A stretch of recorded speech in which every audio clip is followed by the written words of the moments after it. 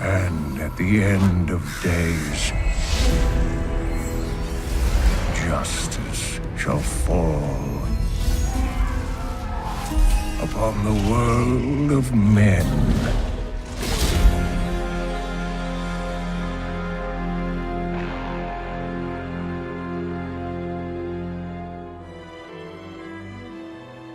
Since the dawn of time, a perpetual war called the Eternal Conflict has raged between the hosts of the high heavens and the legions of the burning hells.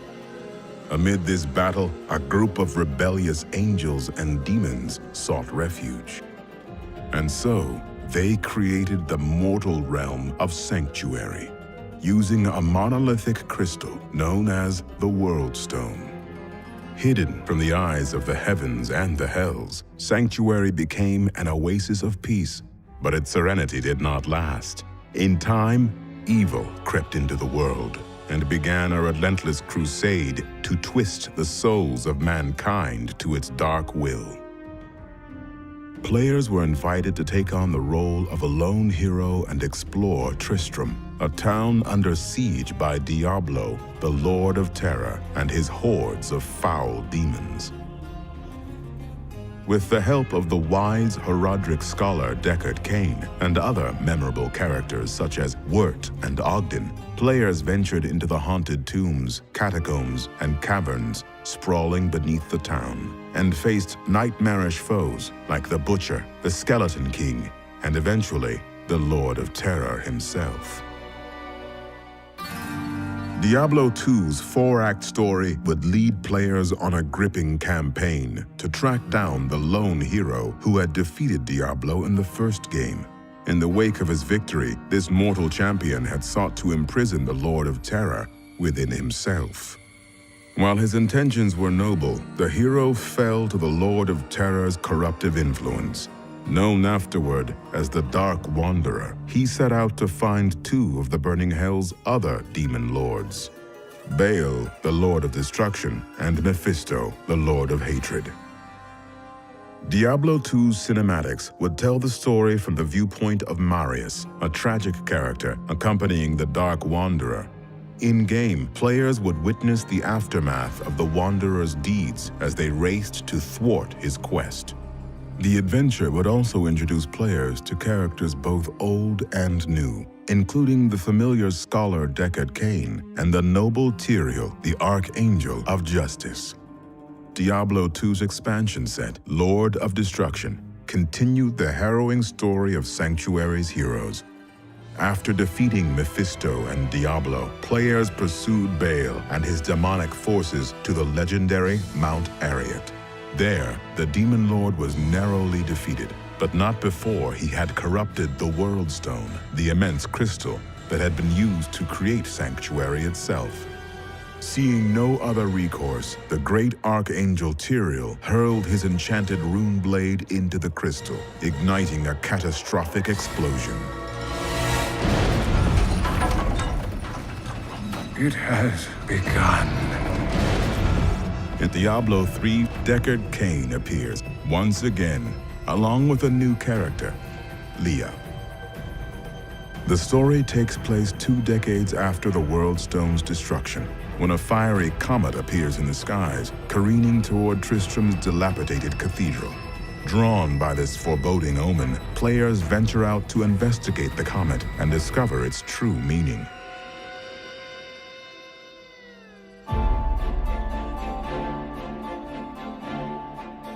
Over a decade ago, the journey into Sanctuary began.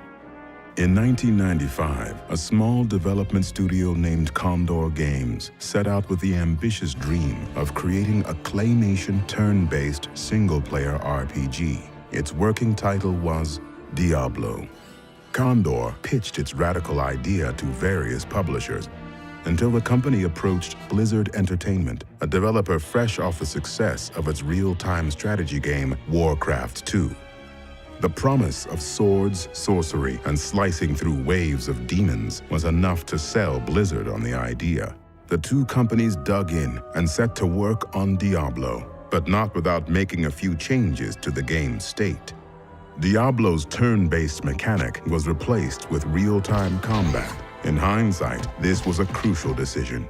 The game's relentless hack-and-slash feel would become one of the franchise's cornerstones. As work on Diablo moved forward, Blizzard was increasingly impressed with Condor's creativity and design savvy. Halfway through the game's development, Blizzard's parent company, Davidson & Associates, acquired Condor. The studio was later renamed Blizzard North.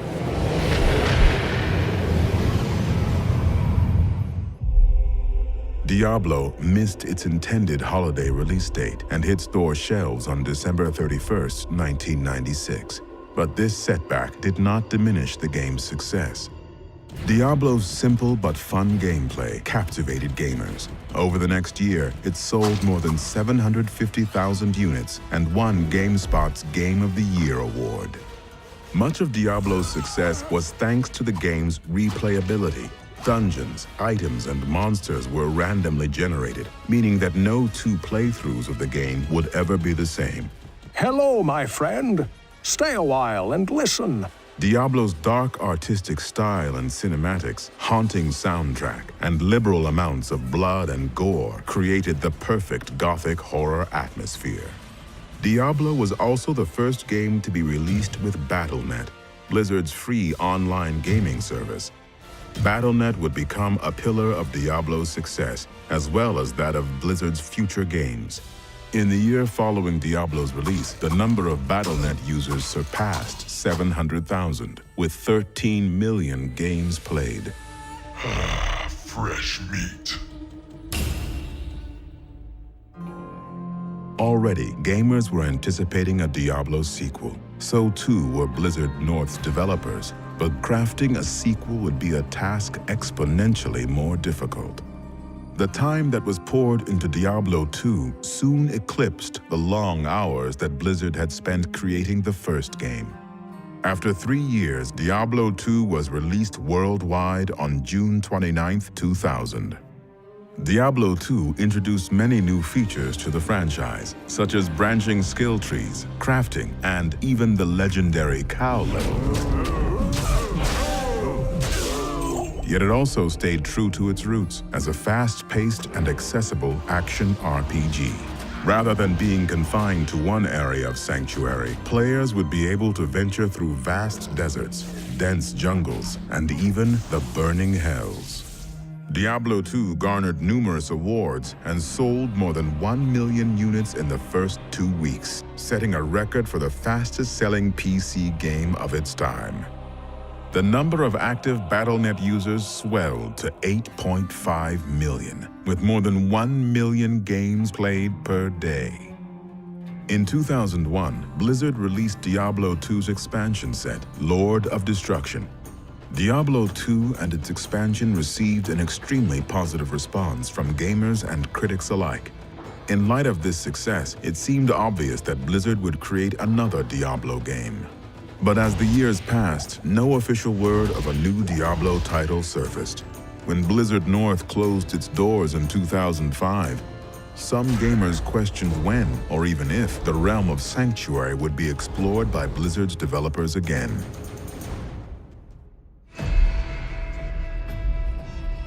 In truth, development on Diablo III had begun in 2000, although this early version of the game was altered drastically over time.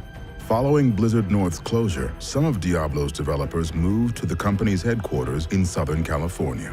There, work progressed on what would become Diablo III. In 2006 and 2007, the Sin War trilogy by Richard A. Knack was released. These novels created a foundation for Diablo's future lore and also hinted that Blizzard had not abandoned Sanctuary.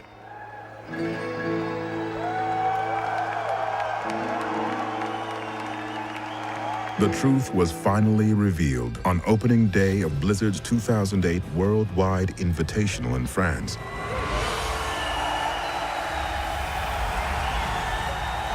Following this announcement, information about Diablo III flooded the internet, while playable demos were showcased to the public at conventions such as BlizzCon. Like its predecessor, Diablo III features 5 distinct classes. New mechanics include health globes to enhance the pace of combat, a more refined PvP system complete with competitive play environments, and new skill trees and crafting systems that allow gamers to customize their characters in exciting ways. What am I missing, Uncle? What am I supposed to see? Some of Blizzard's most compelling cinematics to date were created to bring Diablo III's world and story to life in astounding detail. Nearly every facet of Diablo III is poised to do just as its predecessor had done, to provide the lands of Sanctuary with even greater depth, and perhaps for the first time, truly bring them to life. But even so, a vast road of potential still lies ahead. Only time will tell where it leads next, and what terrors await players in the years to come.